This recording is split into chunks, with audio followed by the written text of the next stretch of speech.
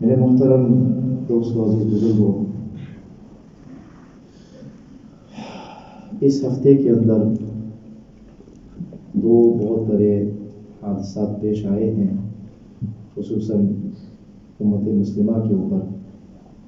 مغرب میں موراکو کے اندر آپ حضرات دیکھ رہے ہیں جو زلزلہ پیش آیا، پھر اس کے چند ہی دن بعد لیبیا کے اندر جو فلڈز ہوئے ہیں۔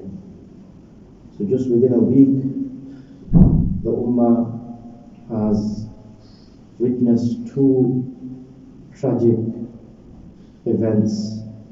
One is the earthquake in Morocco and one is the flood in Libya. سب سے پہلے تو ہم اللہ تعالیٰ سے دعا کرتے ہیں کہ اللہ تعالیٰ ان کی حالت پر رحم فرمائے، اللہ تعالیٰ شہداء کو جنت الفردوس میں اعلیٰ مقام عطا فرمائے، اللہ تعالیٰ باقی جو رہنے والے ہیں ان کے اہل خانہ کو صبر جمیل عطا فرمائے، اللہ تعالیٰ غیبی مدد نصیب فرمائے ان کو، اور اللہ تعالیٰ ہمیں بھی ان کے لیے کچھ کرنے کی توفیق عطا فرمائے، اور اس سے جو اسباق جو اللہ تعالیٰ ہمیں دینا چاہتے ہیں تو اللہ تعالیٰ سے ہم دعا کرتے ہیں اللہ تعالیٰ ہمیں وہ اسباق حاصل کرنے کی توفیق عطا فرمائے۔ My dear friends, the Nabi of Allah sallallahu alayhi wa sallam has mentioned al-mu'minuna ka rajulin wahid in ishtaka 'aynuhu ishtaka kulluhu wa in ishtaka ra'suhu ishtaka kulluhu, that the believer is like one body. Al-mu'minuna ka rajulin wahid. The believers, whether they are scattered around the world, around the globe, some are in Pakistan, some are in Morocco, some are in Somalia, some are in China. But Rasulullah sallallahu alaihi wasallam, he takes our attention towards one very important aspect, that it doesn't matter where we're from, it doesn't matter what nationality we may have, we are all one. ہم سب ایک ہی ہیں۔ The Sahaba were once traveling and a caravan was passing by, and they asked the caravan, "Who are you?" And they replied, "Nahnu al-Muslimun." We are Muslims. So Huzur sallallahu alaihi wasallam was very pleased by this response, that we are Muslim first and everything afterwards. So Rasulullah sallallahu alaihi wasallam has taught us through this teaching, al-mu'minuna ka rajulin wahid, that it doesn't matter where you live in the world, it doesn't matter what your status is, we are all like one body. In ishtaka aynuhu ishtaka kullu, when you have an eye pain, a pain in the eye, in ishtaka ra'suhu, when we have a headache, it's not that just the head hurts, but the entire body slows down in its functions. We can't do anything. Sir दर्द sir की वजह से यानी सब पूरे जिस्म में दर्द होता है।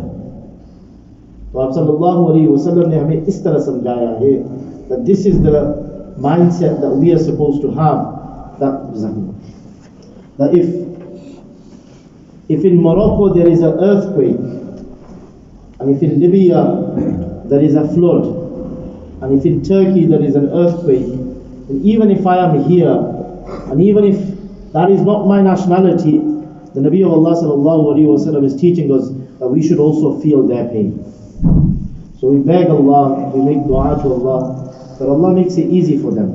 Wallahi al-azim, the situation is very difficult.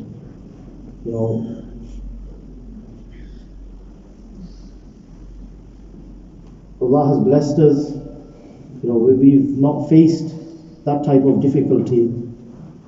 We are in a very cushy position. But when we have our brothers and sisters who have lost their parents, who have lost their children, overnight, in a few seconds, lost everything that they had in life, 50 years, 60 years in building what they had, and over 1 second Allah subhanahu wa ta'ala has taken everything away.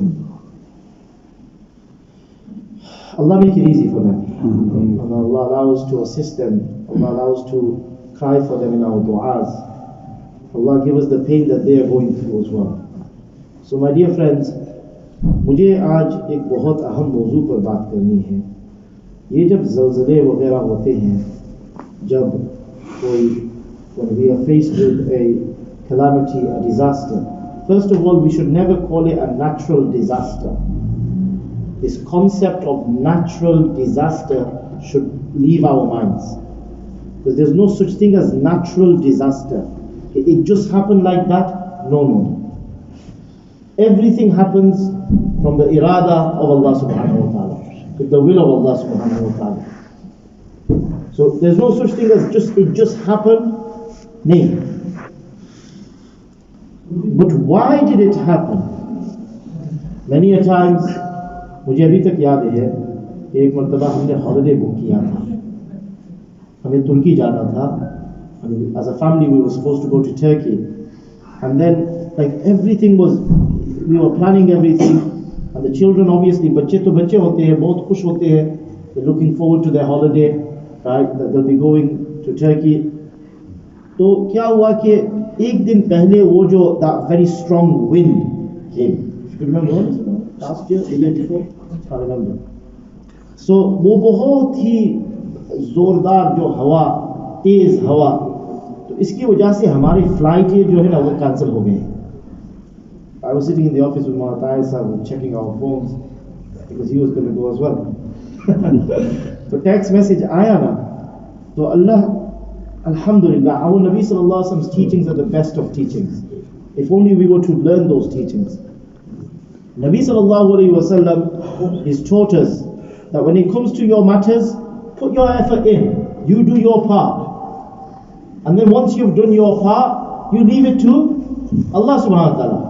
Now if things don't go your way, then la taqul law. Don't go and say, why if this happened, why did I do this, or why didn't we do this? नहीं. यानी तुम अपनी मेहनत करते रहो, और अगर फिर तुम्हारे जो चाहत थी उसके खिलाफ वाक़े हो जाए, तो तुम ये कहो, कुल क़द्दर अल्लाह. Don't say law. فَإِنَّ لَوْ تُفْتَهُ عَمَلَ الشَّيْطَانِ. That if you say law, if you keep on saying if this happened, if that happened, if I did this, then this saying it will open the doors of shaitan. Yeah. Because now it gives access to shaitan to enter our minds, to play around with our iman. Iman in Allah subhanahu wa ta'ala.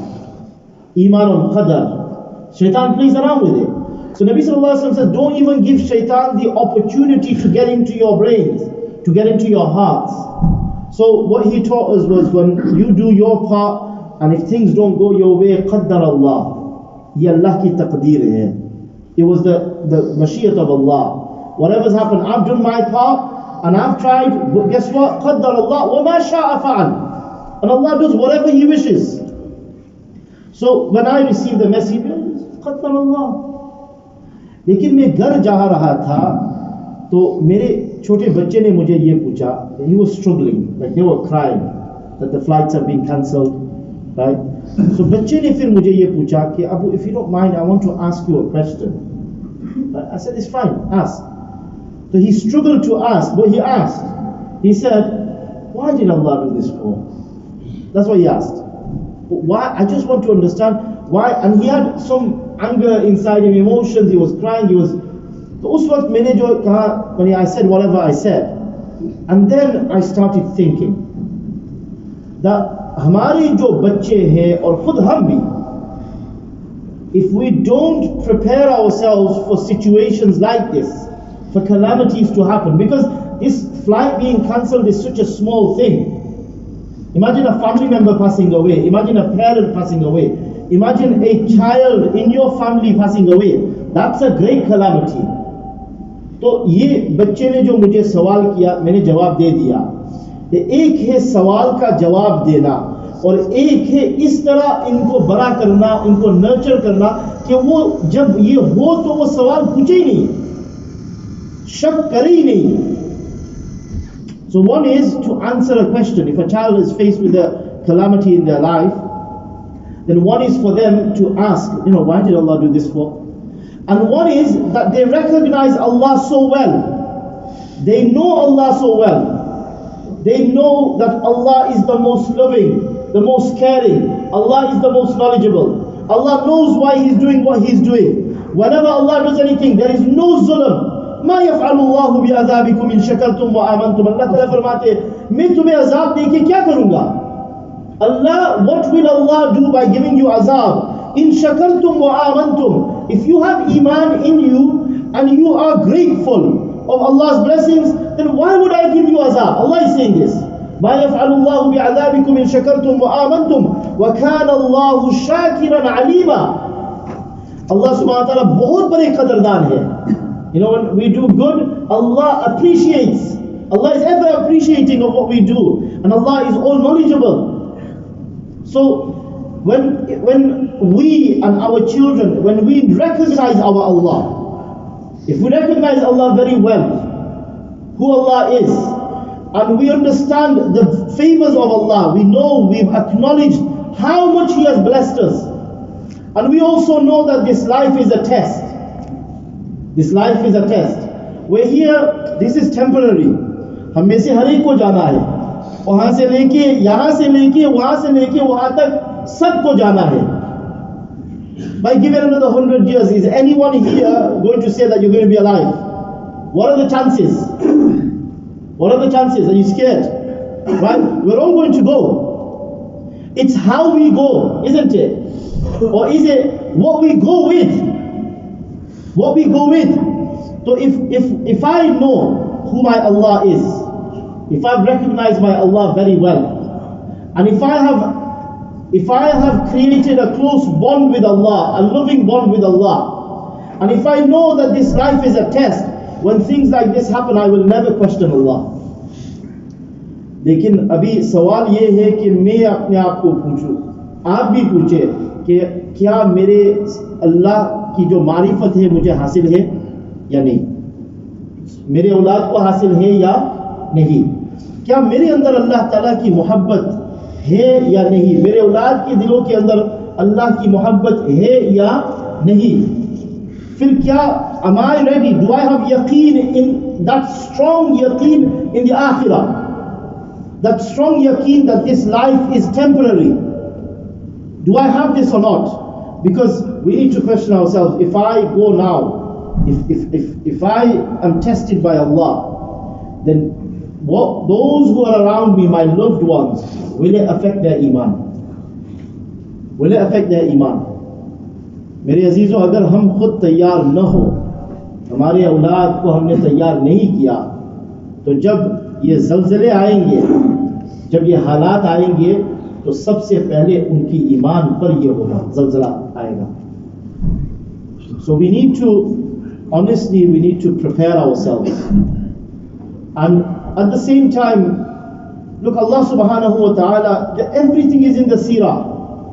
In the seerah of Rasulullah sallallahu alayhi wa sallam, in the stories of the Anbiya alayhi salam, we see that they went through difficulties. Allah subhanahu wa ta'ala, am hasibtum an tadkhulul jannah. If we studied the Quran, we would have never asked ourselves these questions. आजकल ये होता है कि ये ज़लज़ले आते हैं, ये flood होता है, तो हम क्या करते हैं? सवाल करते हैं कि अल्लाह ताला क्यों, मुसलमानों को क्यों अज़ाब हो रही है? बाज़ नादान ये सवाल करते हैं. Now why is it that only the Muslims are being punished? Why is it that it was Morocco, and then it was Libya, and prior to that it was Turkey, and before that it was Pakistan, right? So we've made a premise within our minds that all of this is azab. So when we say all of this is azab, then the question comes that why is it that Allah subhanahu wa ta'ala is punishing everyone, all the Muslims? Why are all the Muslims being punished for? इसके लिए जो है ना मेरे अजीजों, हम अपने ज़हन को साफ करें. मैंने एक हदीस, this is one hadith of Rasulullah sallallahu alaihi wasallam, that if today, if you don't remember anything from this bayan, I want each and every one of us to remember this hadith of Nabi sallallahu alaihi wasallam. Nabi sallallahu alaihi wasallam, in the most beautiful way, he informed us, ummati hadhihi ummatun marhuma. Ummati hadhihi, this ummah of mine, he's referring to me, he's referring to you. He's referring to the people in Morocco, he's referring to the people in Libya, he's referring to those in Turkey and in Pakistan and around the world, in Palestine. He said, sallallahu alayhi wa sallam, Ummati hadihi ummatum marhuma, that this ummah of mine is ummah marhuma, an ummah which is filled with Allah's mercy, Allah's kindness, Allah's rahmat. लेकिन हमारे ज़हन में ये होता है कि जिसके साथ कोई अल्लाह की रहमत है तो इसका मतलब ये है कि उसके साथ कोई यानी मौत भी नहीं आएगी, कोई यानी he will never fall ill. That's our understanding, that if Allah has mercy on you, you will never fall ill. Is that what it means to have the mercy of Allah? देखिए रसूलुल्लाह सल्लल्लाहु अलैहि वसल्लम हमें बता रहे हैं कि लैसा अलैहा अज़ाबुन fill आखिरा. What does it mean by Allah has mercy on my ummah? That on the day of judgment Allah will not punish my ummah. That is what rahmah is. That आखिरत में अल्लाह ताला अजाब नहीं देंगे, अजाबुहा फिद दुनिया, बल्कि मेरी उम्मत में से अक्सरियत को अल्लाह ताला अजाब दुनिया में दे देते हैं. और वो अजाब किस तरह, यानी we shouldn't call it an अजाब, ये तो रहमत है, रहमत है. आप सल्लल्लाहु अलैहि वसल्लम ने फरमाया अल-फितन वज़-ज़लाज़िल वल-क़त्ल, अल-फितन वज़-ज़लाज़िल वल-क़त्ल, कि मेरी उम्मत में ये होगा कि फितने आएंगे, आजमाए जाएंगे, they'll be tested, they'll be tried in different ways. And when we study, wallahi al-azim, you look at whichever Muslim country you look at, you will find that this hadith of Rasulullah sallallahu alaihi wasallam, we could see it in every country. कि खुद हम अपने आप को यहाँ भी देखिए कि अल्हम्दुलिल्लाह बहुत सारे आसानियाँ हैं, लेकिन इसके बावजूद भी हम आजमाए जा रहे हैं. तो he said sallallahu alaihi wasallam that my ummah will be tried and tested in this dunya so that on the day of judgment they can walk into Jannah. This is ummatul marhuma. So this mindset that we have, that the what happened in Morocco, that's a punishment, Allah is not happy with them. Or what happened in Turkey, it's a punishment, Allah is not happy with them. No, that earthquake was filled with the raham and with the love of Allah. The only thing we're seeing is that, there's dead bodies, so it hurts us, and it will hurt us. But what we need to know is for him is Jannah. Nabi sallallahu alayhi wa sallam ne farmaya, आप sallallahu alayhi wa sallam ने एक मर्तबा सहाबाए किराम को पूछा कि ये शुहदा कौन हैं. Nabi sallallahu alayhi wa sallam, on one occasion he asked the Sahaba, who are the martyrs? And if he was to ask us as well, we would have answered in the same way that the Sahaba answered.